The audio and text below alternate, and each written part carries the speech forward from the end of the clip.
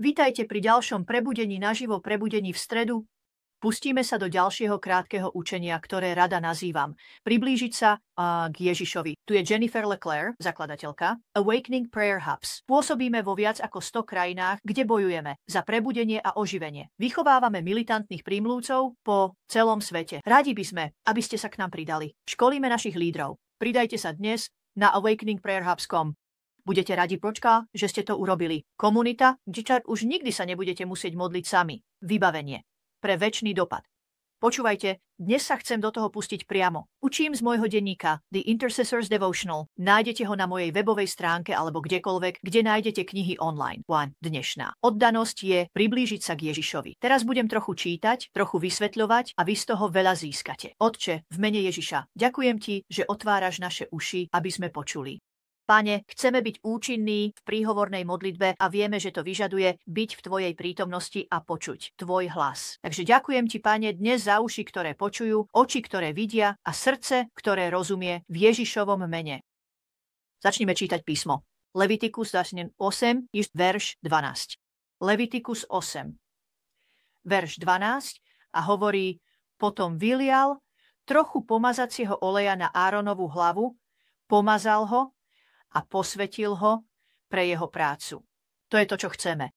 Chceme byť pomazaní bojovníci modlitby, pomazaní príhovorcovia, pomazaní milovníci, pomazaní uctievači, pomazaní veriaci.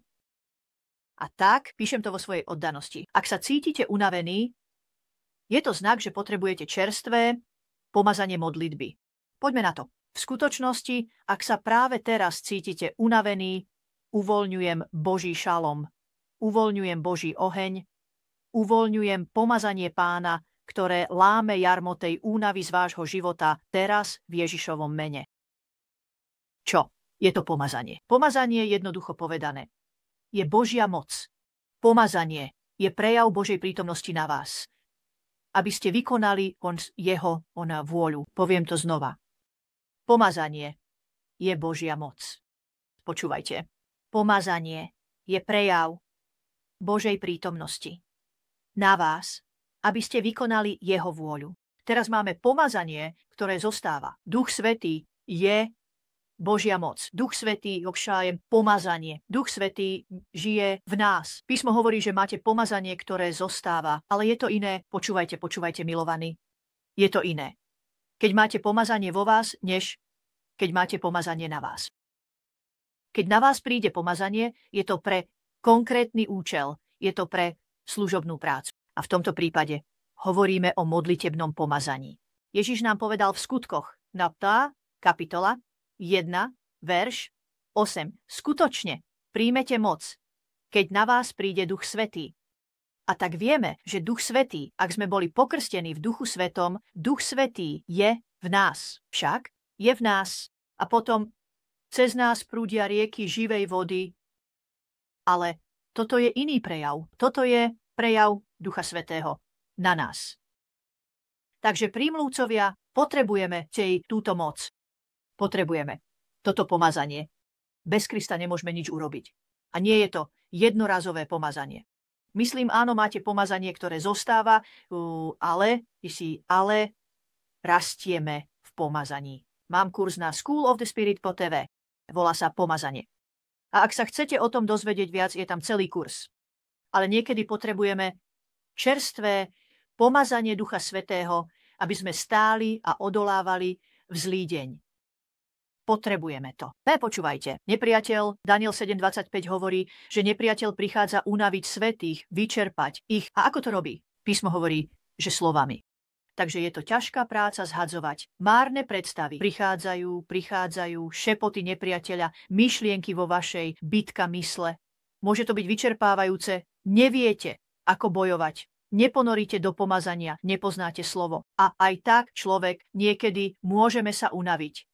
Niekedy potrebujeme toto čerstvé pomazanie v oblasti príhovoru, aby sme odolávali, pretože ak ste príhovorca, stojíte medzi cieľom nepriateľa a nepriateľom. Si uprostred, hráte prostredníka. Nepriateľ sa snaží niečo získať a vy sa snažíte zabrániť mu v tom, Bolo by to ako rozohrávač v basketbale. Strážia basketbalistu, aby nevystrelil loptu. Chcú ich prinútiť, aby stratili loptu alebo netrafili. To je to, čo je príhovor. A tak príhovor môže byť ťažká práca, aj keď ste na to pomazaní a obdarení. Nehrajme sa na to, že to tak nie je. Nie? Príhovor tí, ktorí idú do hĺbky, to môže mať vplyv na fyzické telo. Môžete byť napadnutí. Ale nebojíme sa diabla. Máme nad ním autoritu. Nikto nepovedal. Hľadal som človeka, stál v medzere, nenašiel som nikoho. Nikto nechcel byť obťažovaný. Počúvajte, príhovorcovia, Boh vás chce znovu pomazať. Chce na vás vyliať ducha modlitby, aby ste mohli pokračovať. V boji za jeho účely na zemi. Z akéhokoľvek dôvodu sa Boh rozhodol nerobiť nič na zemi, okrem prostredníctvom modliaceho sa človeka. Už urobil všetko, čo mal v pláne urobiť. Poslal nás sem, aby sme obsadili, kým nepríde. A čas toho, ako to robíme, áno, je kázanie evanjelia, ale čas toho, ako to robíme, je príhovor. Takže Boh chce použiť vás.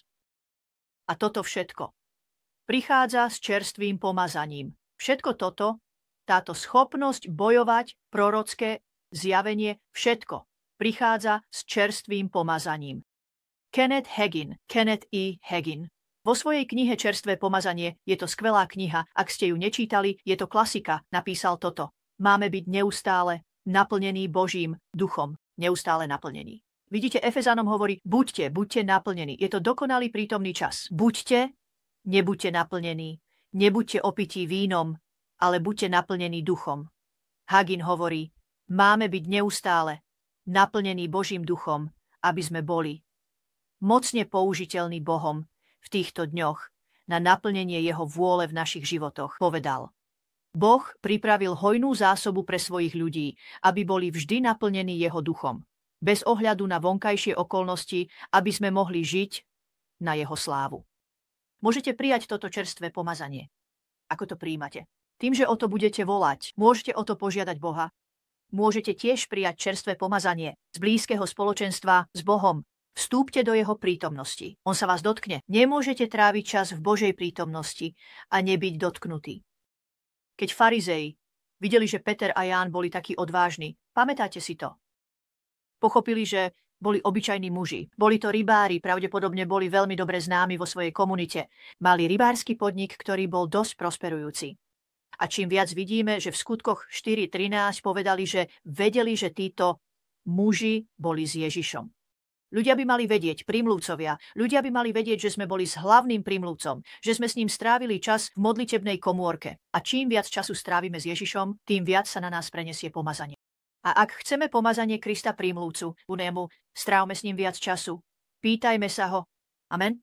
Chcem sa za vás modliť, ale prosím, pridajte sa k nám. Awakening Prayer Hubs. Hľadáme 1000 prímluvcov, aby sme ich povýšili na modlitebných lídrov v národoch. Sme teraz vo viac ako 100 krajinách. Potrebujeme centrum v každom meste a národe, ale mnohé národy ešte nie, sú zastúpené. Založte centrum. Ak ste v krajine tretieho sveta, môžete požiadať o sponzorstvo priamo na webovej stránke. Prispejte do tohto hnutia, aby sme mohli udržiavať oheň horieť. Amen. www.awakeningprayerhubs.com. Dovolte mi sa pomodliť. Otče, v Ježišovom mene daj nám nové pomazanie. Na modlitbu? Zasveď nás na novo pre prácu vo svojom kráľovstve? Vylej na naše srdcia ducha modlitby? Posilni nás, aby sme mohli slúžiť tvojmu ľudu prostredníctvom našej pomazanej prímluvy? To sú modlitby, na ktoré môže odpovedať. Uistite sa, že máte zapnuté upozornenia na svojom telefóne, aby ste boli informovaní vždy, keď tieto výjdu každý týždeň. A uvidíme sa na budúce na Awakening Live. Boh vám žehnaj. Majte deň plný prelomov. Celý svet je v kríze a znamenia časov sa zrýchľujú. Sme v kľúčovom momente histórie a nepriateľ vie, že jeho čas je krátky. Ale v roku 2007 ma Boh zobudil po polnoci a prehovoril k môjmu srdcu o 3. veľkom prebudení. Teraz sme bližšie, než sme kedykoľvek. Predtým boli. Preto vyzývam 1 000 000 prímluvcov zameraných na prebudenie, aby sa ku mne pripojili a už v novej výzve k nebesiam.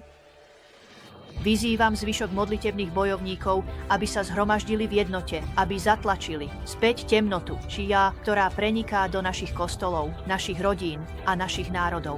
Nepriateľ zúri. Veľké odpadnutie je v plnom prúde. Ale Boh vždy odpovedá na zjednotenú modlitbu a pôst. Pripojte sa ku mne a prímlúcom vo viac ako 100 krajinách v Awakening Prayer Hubs. Spoločne môžeme zmeniť priebeh histórie. awakeningprayerhubs.com. Pripojte sa k hnutiu.